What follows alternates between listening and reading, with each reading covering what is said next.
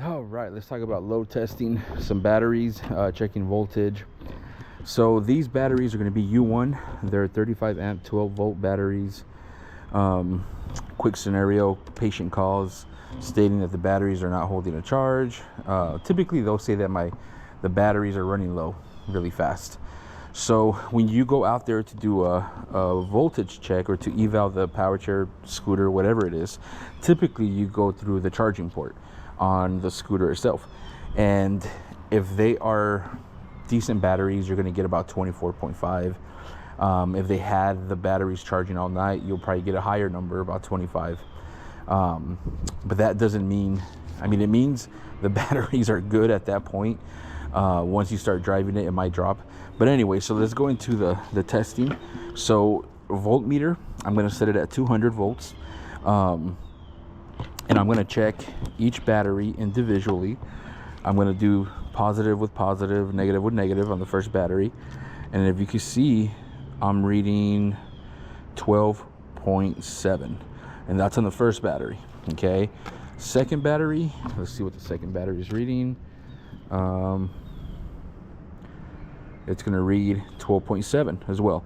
So a lot of times what happens whenever you check the batteries and they're reading 12.7, you're assuming that the batteries are good because you get good voltage. So what you want to do next is get your load tester, which looks like this right here. Okay. And this is the way to go for sure. You could also do an under a load. The way you perform under a load, underload, is you get on the unit or you push the unit against the wall and you move forward, and if the voltage drops a pretty good percentage or a pretty good voltage, then you know the batteries are weak. But that's doing under a load if you don't have a load tester. So I recommend to get a load tester. So we're going to get our first battery. Now it is going to go to 12 volts because that's what the battery are. That's what this battery is. So let's go ahead and do negative to negative, positive to positive. And if you notice, it's showing 12. The needle's a little bit over the green, which was reading 12.7 on the voltmeter. Now, once I push the tester down, let's see what that needle does. Okay, so it's going down, and it went down to bad. Okay, it didn't even go to weak, it went down to bad. So that just shows you that this battery 1, is bad. It's not even weak, it's just bad. So let's go to battery 2, see what that does. And again, you only want to hold the tester for about 3 seconds. I held it a little bit longer so you guys could see.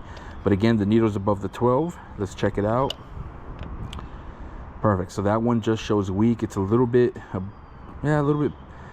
past the green, but it does show weak. Okay. So battery number 2 is weak. So what happens next is battery number 2 is going to take away from battery number 1, and that's going to be the problem. So instead of you getting 24 volts, you're only getting probably about 22, if that. Now, once you hit 9 on your batteries, the chair probably won't even turn on. You're probably gonna have a hard time charging the batteries. But anyways, so that's how you do check your voltage through your voltmeter, and then you do a load test with your load tester, and that's going to be the most accurate testing that you can do. And that's how you know if you have good or bad batteries. So that way you don't tell the client, you know what, the batteries are actually reading 12.7 and they're good, and then you have the same problem. You start looking for other things, the module, the cables, and all this crazy other things. But yeah, so that's how you check the batteries, and that's how you do a load test, and that's how you do voltage meter check on batteries. Hopefully that works. Hopefully that helps.